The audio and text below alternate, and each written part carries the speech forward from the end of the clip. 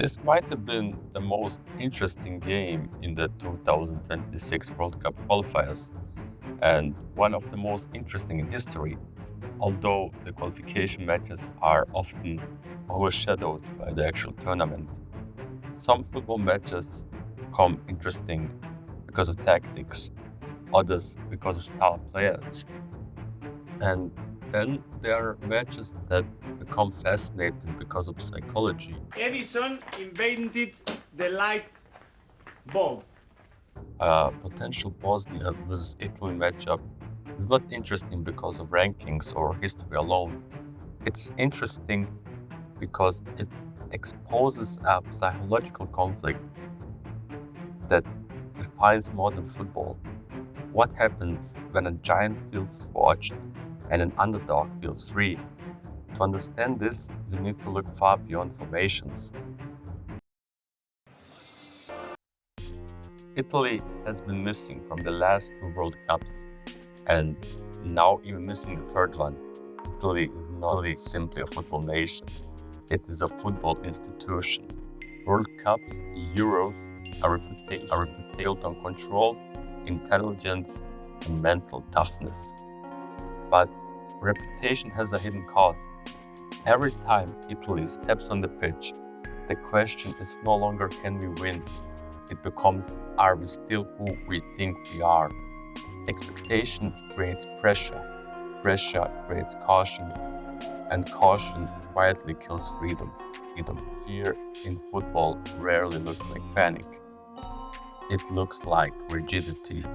Instead of playing to express dominance, giants often play to avoid loss of status. Mistakes feel heavier, resistance feels personal, history gaps are smaller, pressing is universal, confidence exists everywhere. Italy is still strong, insecurity appears. There is a paradox in football psychology. Big teams often feel more relaxed against other giants. Why? Because expectation is shared. If Italy loses to France or Spain, the narrative survives, but against an underdog, there's no safety net.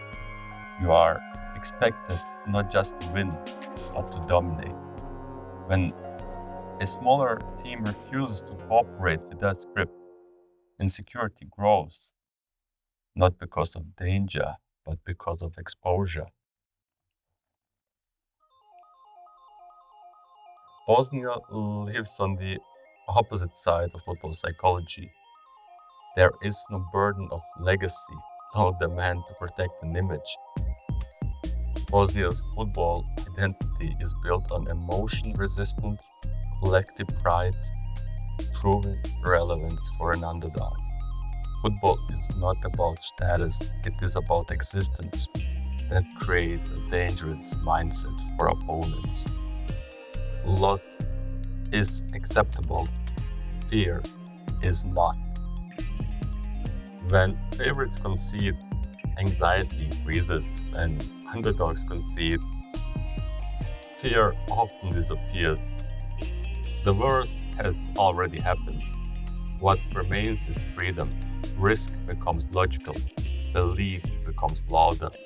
This is why some teams grow stronger after falling behind. Momentum is not born from goals. It is born from emotional relief. Italy's path looks controlled against Northern Ireland. They dominate structure, control, efficiency. Exactly what you expect from a giant. A siege around the Northern Ireland box. 59% possession and 19 shots. With two goals by Sandro Tonali and Moise Kean, the world was sure that Italy would be back. Bosnia's path completely different. Against Wales, they struggled the first half. Wales was the better team the first 55 minutes in Cardiff. Goal conceded. Masterclass shot by Daniel James in the 51st minute. Pressure rising. And this is where psychology flips. When favorites concede, fear increases. When underdogs concede, fear disappears. Because the worst has already happened. Now they are free. And then Džeko steps up. At 40 years old, goal, assisted by an 18-year-old boy who dreamed to play with him. Muharević. Not just technique, belief. The game goes to penalties. Bosnia wins. Even after first shot missed by Muharević. Final penalty scored by Muharević. Bosnian media saw more than a goal in that moment. They saw a new generation. One that still carries something deeper, connection where they come from. And now they face Italy. When the reporter asked Bosnian defender Muharević if they are scared facing Italy, he replied, "We only fear God." Meanwhile, in Italy, players were filmed celebrating facing Bosnia over Wales, as this was seen as an easy opponent to them. Social media was all over Federico Di Marco. Before the game, the odds were clear: Bosnia underdogs, Italy favorites. But football is never played on paper. In modern football, matches begin online. When Italian players appeared to celebrate drawing Bosnia, the reaction was immediate and public. Social media did not interpret the moment as confidence. It interpreted it as disrespect, and perception matters more than intent. Suddenly, the match was no longer just sporting, it became symbolic. Italy was no longer simply a favorite, it was a subject of judgment. Di Marco's apology changed nothing. Not because apologies are meaningless, but because once public narrative solidified, intent no longer matters. People weren't judging what was said, they were judging what they felt. This creates a dangerous mental state for players. Awareness of being watched, fear of moral failure, pressure beyond football. Athletes are trained to handle opposition. They are not trained to handle moral exposure. Then came Džeko's response. Džeko didn't take it by heart. He had one wish: that the Bosnian fans applaud to the Italian anthem as Italy was a friend in need. Instead of escalating, he reframed the situation. He reminded people of Italy's early support for Bosnian football identity in the 1990s. While Bosnia was still rebuilding, he made a decision that changed everything. They traveled to Sarajevo, not for competition, not for points, but for respect.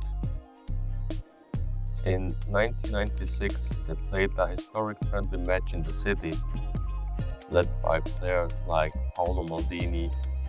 Italy stepped onto a pitch that still carried the scars for the stadium was full, over 40,000 fans.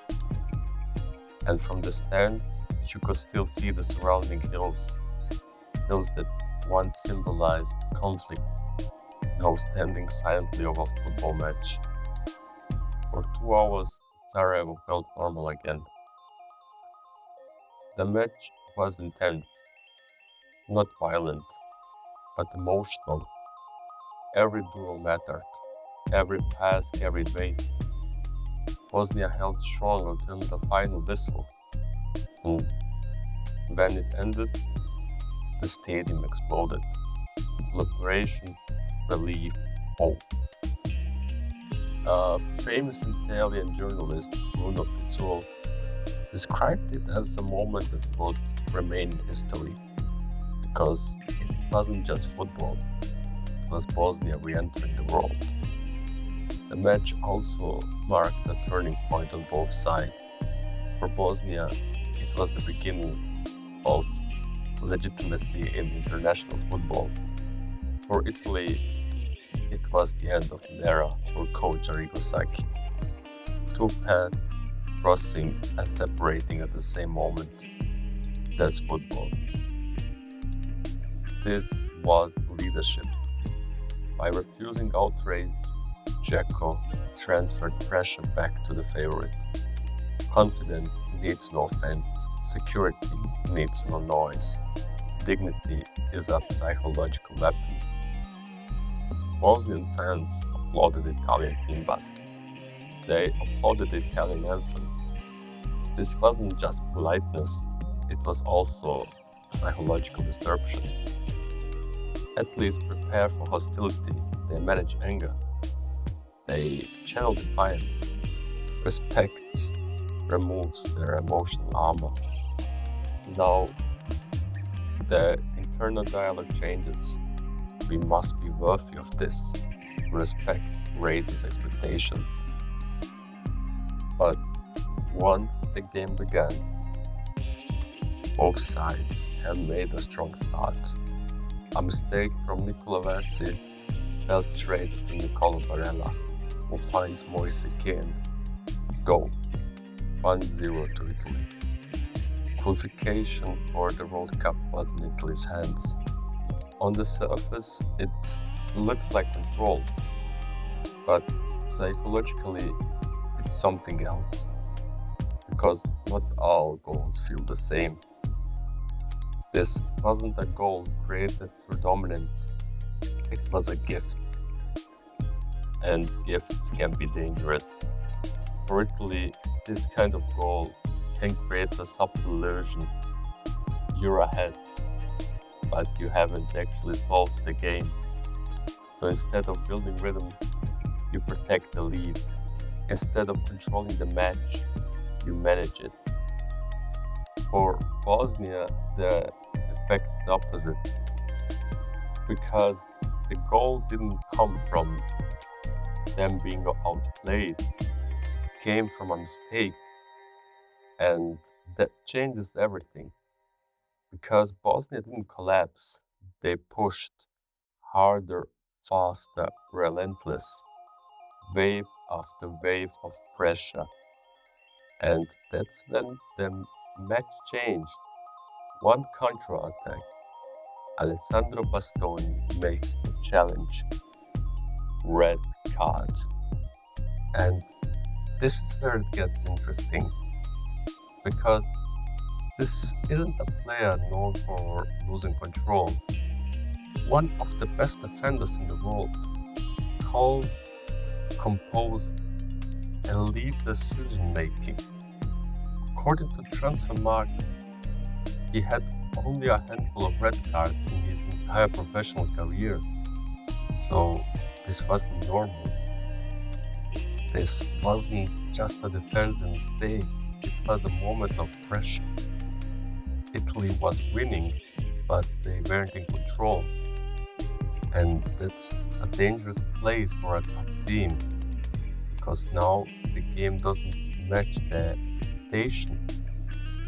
They expected dominance, but they were being pushed back, pressed, tested, and in that moment, Bastoni reacts, not out of poor ability, but urgency.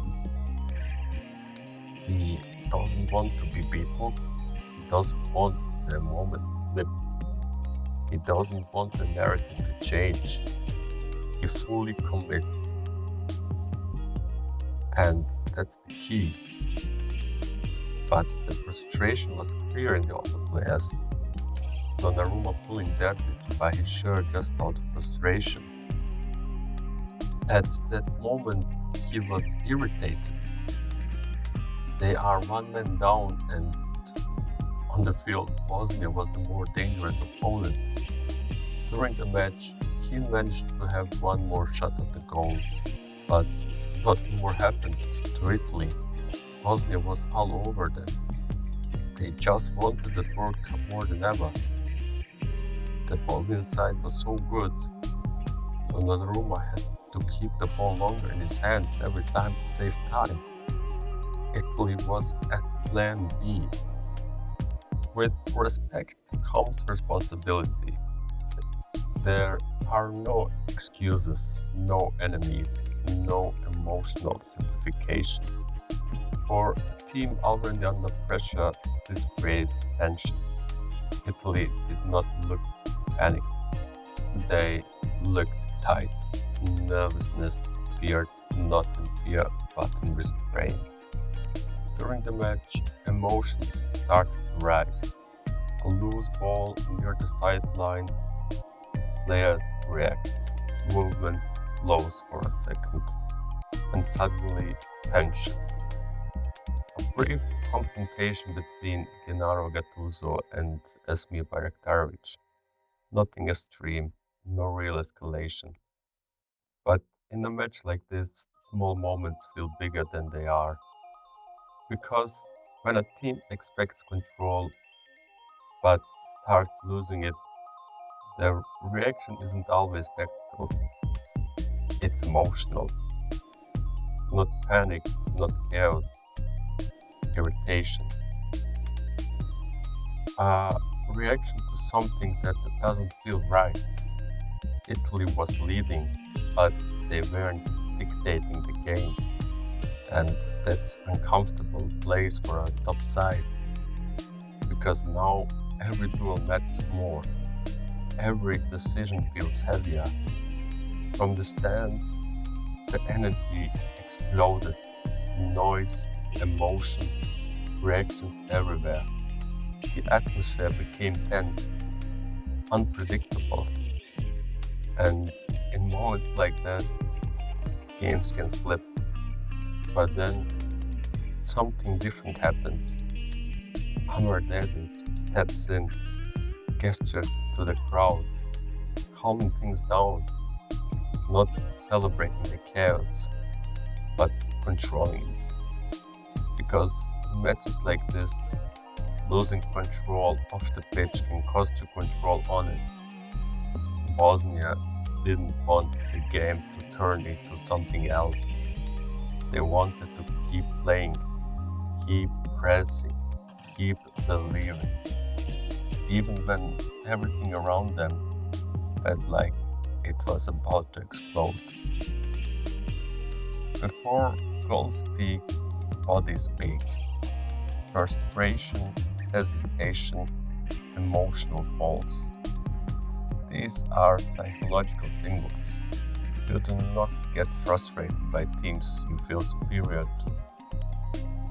Annoyance means resistance was unexpected, and unexpected resistance destabilizes authority.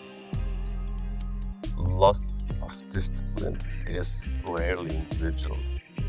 It is collective insecurity, expressed through action. When control slips, decisions accelerate. Mistakes follow. This is not weakness, it is pressure leaking into behavior. There is an emotion rarely discussed in football: shame. Not shame of losing, but shame of struggling.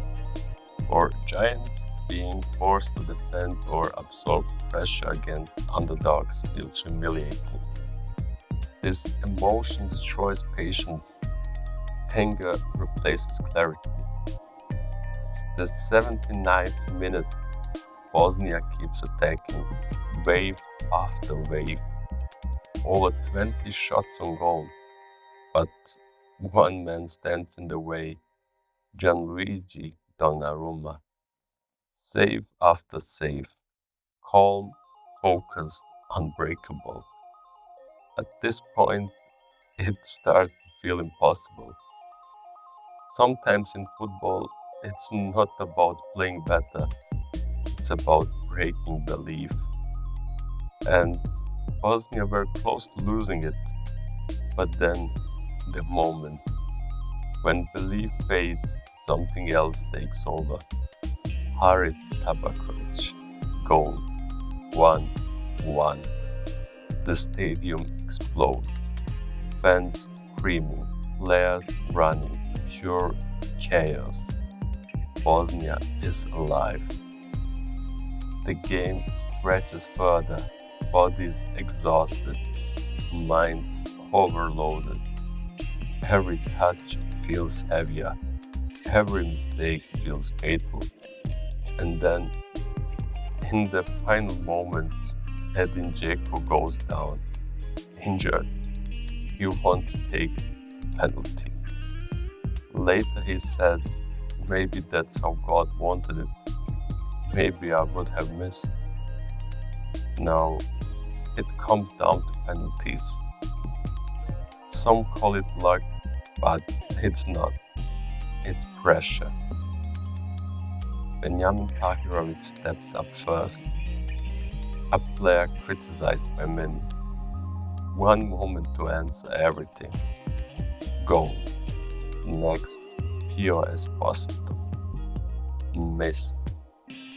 And just like that, pressure shifts. Haris Tabaković again. Confident, precise, goal. Sandro Tonali responds. Composed. Goal. Kerim Alibegović called, focused, goal. Then Brand Cristante hits the woodwork. Silence. Italy can't believe it. Bosnia can't feel it. Now it's no longer doubt. It's destiny. Esmir Bayraktarović steps up. Gianluigi Donnarumma gets a touch, but it slips through. Goal. Bosnia are going to the World Cup. After 12 years, players collapse, fans erupt, history rewritten, Italy silent, broke. This was never just about tactics, it was about mindset. One side played to avoid damage, the other played to chase possibility. Belief simplifies decisions, fear multiplies them. Football rewards freedom more often than caution. History doesn't defend, reputation doesn't press, fear doesn't score, belief does. And sometimes the most dangerous opponent isn't the strongest one, but the one that refuses to be intimidated by your name. Football is not played on paper, it's played in the mind.